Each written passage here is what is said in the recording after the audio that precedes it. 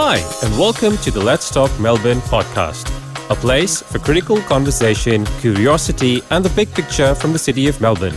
I'm your host, Vikas Raheja, and let's get started. Shikha. Hi, Vikas. So it's almost autumn, or the end of autumn in Melbourne. Leaves are falling, and winds are blowing, and winter is coming. So now we can judge people in their winter clothes. Absolutely. So Melbourne is one of the unique cities which has a very singular fashion sense or a fashion style, one may say. And today we've got an expert in the field to uncode, unpack the Melbourne fashion scene. Now, before we jump into it, I will request my guest to introduce herself. Hi everyone. I'm Shikha Khanna. I am a little bit of a hustler. My day job, I am a digital leader at a big agency. I actually work with big fashion retail brands, and by night, I am an event planner. So I run an event company with my business partner. It's called Styled by Shawl, and we do everything from birthdays, corporate parties to, even weddings. So yeah, that's me. I like to keep busy. Cool. And that's why we wanted to have you because your events, from the ones I've seen, are pretty stylish. Thank you. So, are we excited to have you here? Now, Shika, let's jump into the Melbourne fashion scene. What is your take on the Melbourne fashion scene, if one was to ask you? And you might have to get the mic closer so that it doesn't. Yeah, Yeah, sure. yeah. Look, my take is that like everyone knows, fashion is an expression of someone's personality. And what I love about fashion in Melbourne is that it's so diverse from different suburbs. So actually, I was out shopping for some winter gear yesterday in High Street Armadale, and you know, the types of people you see there, what they're wearing, is completely different to what you see in Fitzroy or in the Yes. city. And Yep. that's what I love about it. It's just you get to understand people's personalities and what they like by the expression of fashion. Yeah, absolutely. I agree 100%. And one of the most unique things I find about Melbourne is that it is it sort of flourishes in its own sense of style. Like if you had to compare it with Sydney as an example, I think in Sydney everybody tries really hard to look good. In Melbourne, I think everyone tries really hard, or to most people it comes naturally, to dress well. Would you agree Yes. with that? Yeah, I absolutely agree with that. And look, there is a bit of a cliche with Melburnians love to dress in black. I wouldn't say it's a cliche at all. I mean, look at me today. I do live I'm in wearing black black. too. I do live in black a lot, and I just think, look, there are the people who don't wear black, but there is this sense of, you know, people love to wear black in Yeah, Melbourne, and it's just something that you can pinpoint with yeah, Melburnians a lot. absolutely. Yeah. And it was interesting you mentioned about the suburbs because, like if you look at the northern suburbs, like say Fitzroy and Brunswick and, that Coburg and that side of town, and they're always very innovative with their fashion. They experiment a lot more. Yes. You get like striped pajamas, you get accessories, you get nail pins, you get old vintage clothing accessorized or paired up with something which is completely contemporary. Mm-hmm. And then on the south side, you have more or less a very classic, understated look, which is in tune with, which is probably in tune with contemporary fashion, but also traditionalist in a way. Yes, just being a bit more conservative on that Yeah, side, and then just being a little bit more modern and give, flamboyant yeah, flamboyant on the other on the side. side. Yeah, Yeah. definitely. And so, what is your take on style? So, for instance, if I were to ask you, if you go to say Fitzroy at a bar, do you dress differently when you go there, or you're like, it's just me and I actually don't. yeah, And funny you say this. My husband and I, a few months ago, went to this beautiful restaurant in Fitzroy. And I, as usual, was in all black and in heels, but a bit more, sophisticated, which is the way I kind of dress. yeah, And people were looking at me. People knew that I wasn't from the area. And it's just interesting in seeing that. But, I dress how I dress. I don't kind of change it for other people.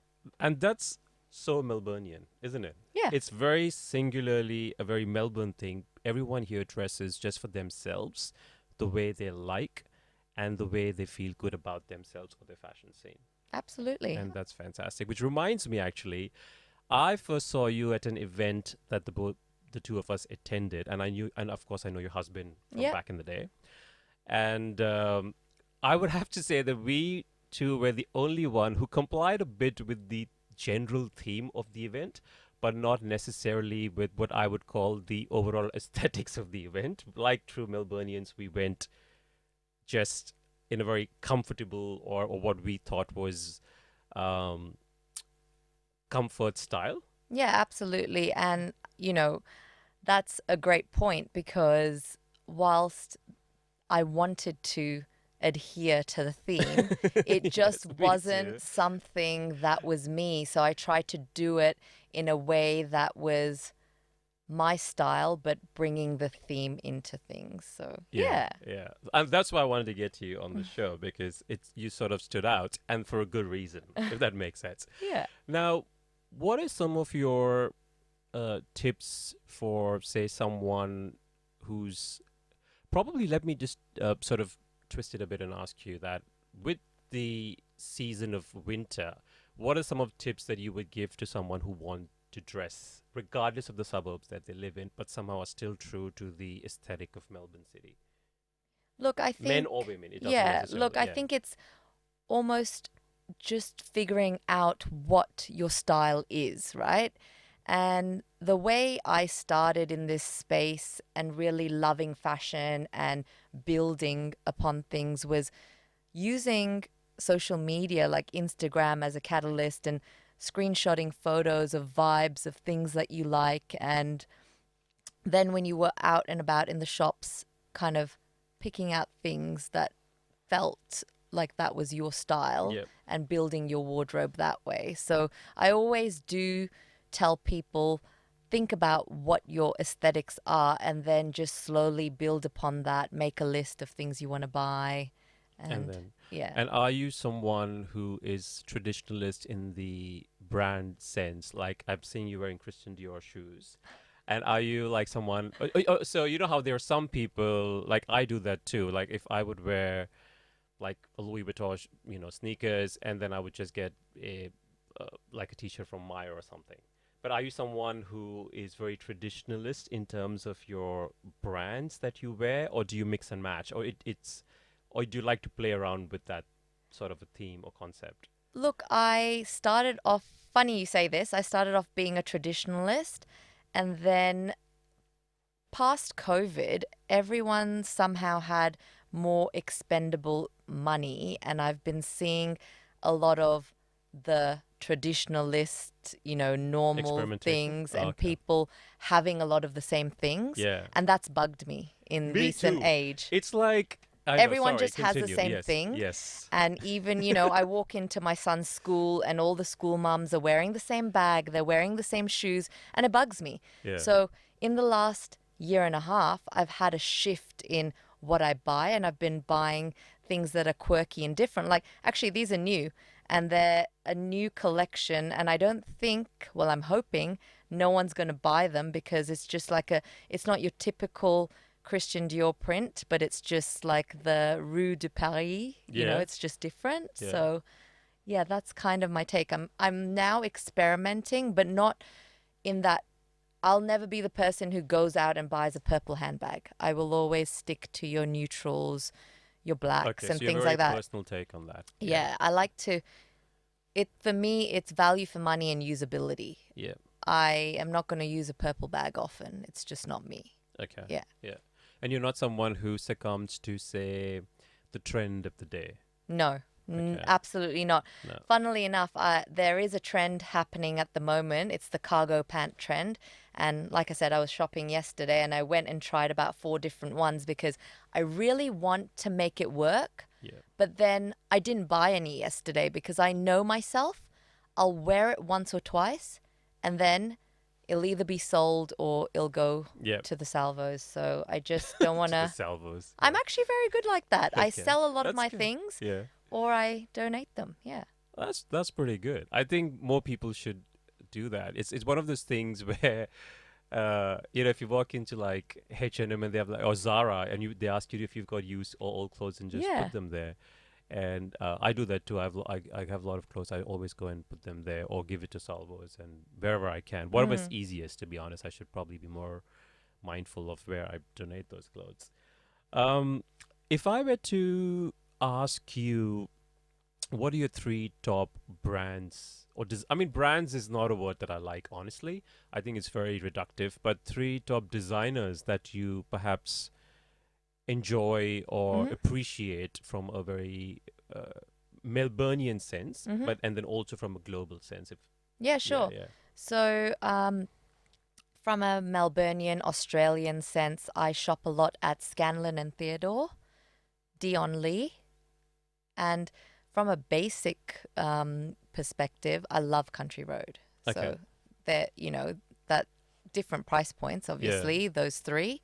And then from a, luxury brand perspective, I do tend to buy a lot of things from Dior. I feel like it's more of my aesthetic.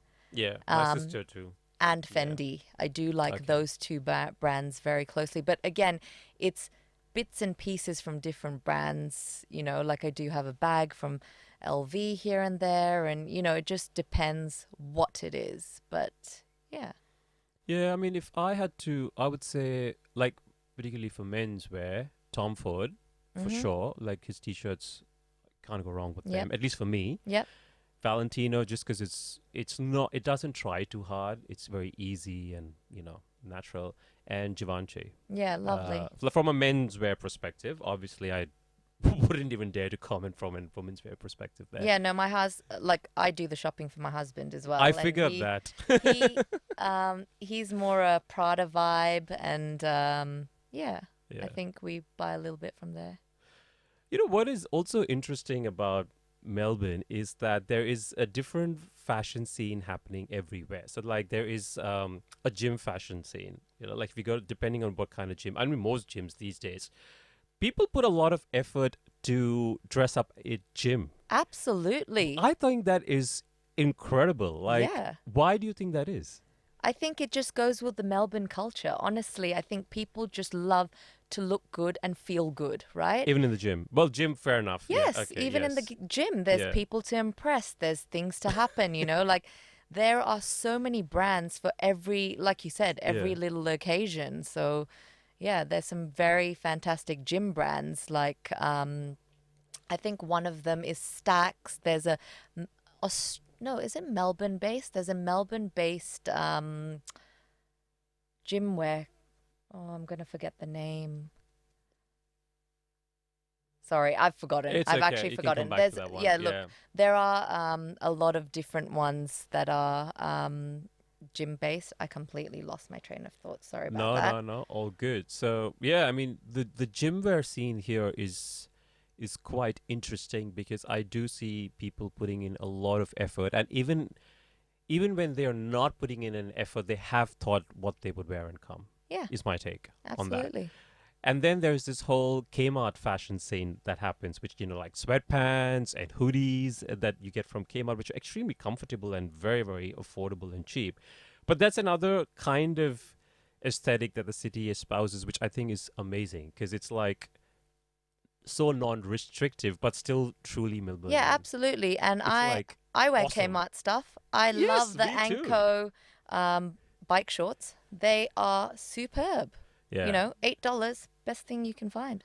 That is, yeah, and I think that can only happen in a city like Melbourne, and not to say it may not happen in other cities. Like I think you get a different sense of New York, say versus you could arguably say an Upper East Side is perhaps your South Side versus Brooklyn being more vibrant and kind of thing. But still, New as a city, New York is again someone who a city that probably adheres to trend as much as it doesn't adhere to Mm-hmm. trend.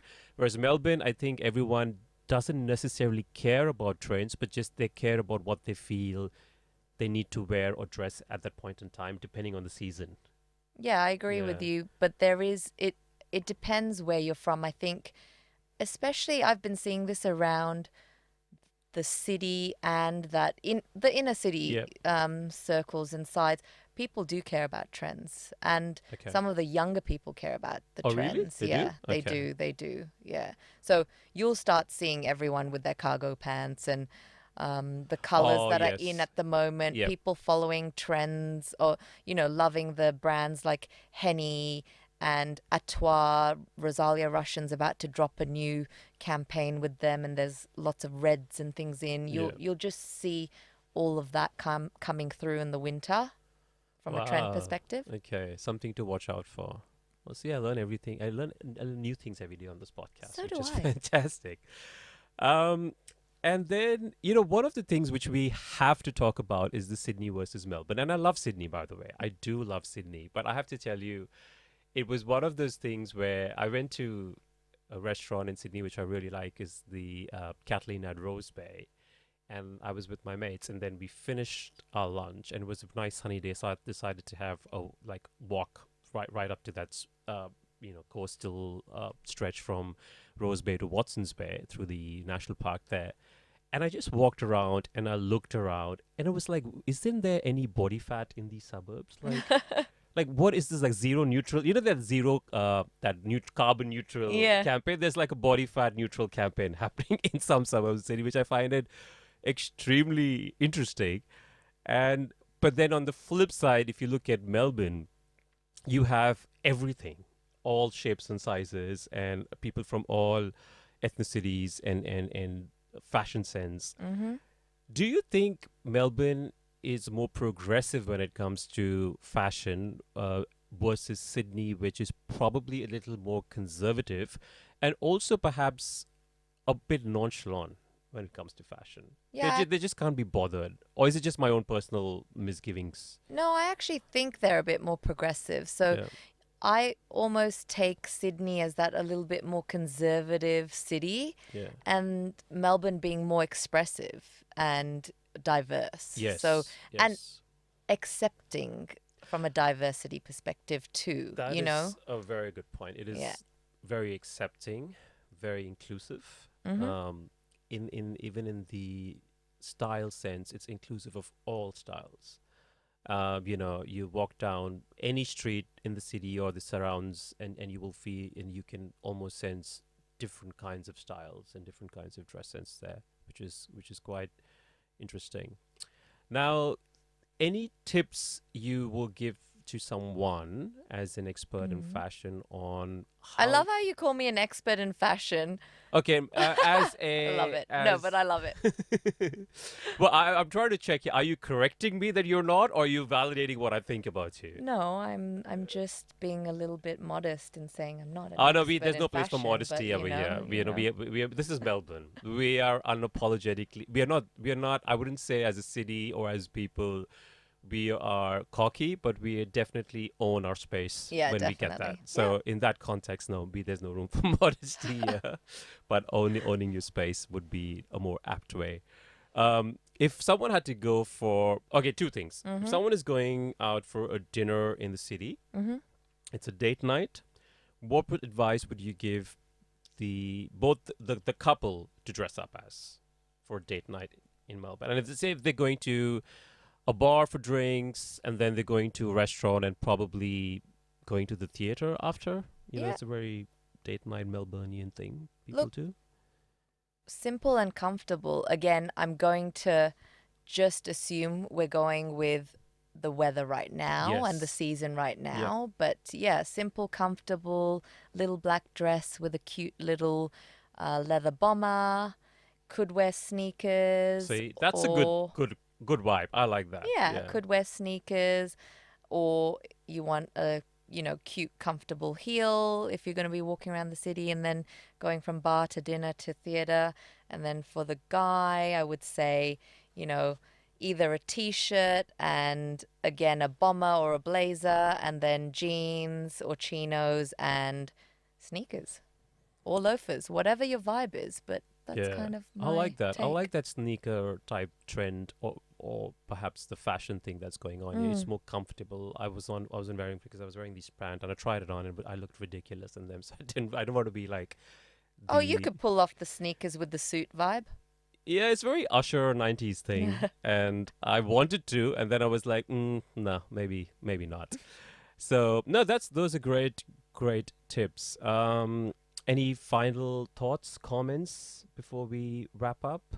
No, I think it's been a great conversation, and fashion is a way of finding yourself and just make it fun, be happy, and just, you And know, don't care about what others think is fashionable. yes, don't care Yes, about what others think. If I did that, I wouldn't be wearing half the things I wear. exactly. Well, same here. I wouldn't be. Well, I'm not that fashionable. I wouldn't like to believe, but I'm comfortable, like in terms of what I wear. Yeah, you dress well. Good. So thank you, and particularly I think Shikha, I was really excited to have you on this podcast because I think there's a bit of a commonality between us. We are both proud Melburnians, and correct me if I'm wrong, Mm-hmm. both Indian origins, Yep. and both love the city truly, Truly and love the we city. both own our brownness in a sense that we take pride in what we represent and what our origin is, and we have given the city, and the city has as much as given us the same kind of love. Mm-hmm. Would you Yeah, agree in that? totally agree. Yeah, because I think one thing about Melbourne that I will say is that whether it finds a way, it's a city that gives you a lot of love. So whether you're a single or a couple, open relationship, or polyamorous relationship, whatever your Mm-hmm. situation may be. But if you find a way to love the city will find a way to love you back. And boy, it does. And she loves you back. Melbourne loves you back like no other city, at Yeah. least that I know. And the fashion scene here, or the style scene, or however you want to put it, is singular, unique, and absolutely vibrant and chaotic and fun. So this is to our city, I guess. Yeah. Yeah. Love Melbourne. So blessed to be here. So, Shika, if I were to ask you, what is the one thing you love about Melbourne City? What would you say? I actually love the pace. I love that it's not so fast, but it's not so slow. And as ironic as this sounds, the livability of this city. I mean, I'm Indian, but I'm actually a fourth generation Indian born and brought up in Kenya. Okay. So, and I've also lived in a lot of different countries. So I've seen the pace of life in different places. I just love the pace of life and the diversity and the food in Melbourne. I mean, that's a lot to unpack, but yeah. 100%. That's what it's so amazing about it. And one question we ask all our guests on this podcast is, what is your anthem song?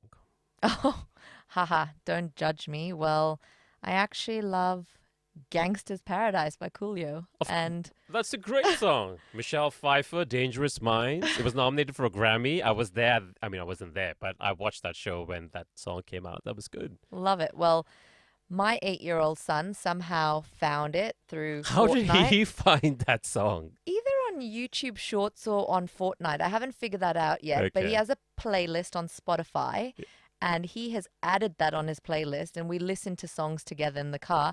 And one day he's like, "Mummy, let me play you this song I love."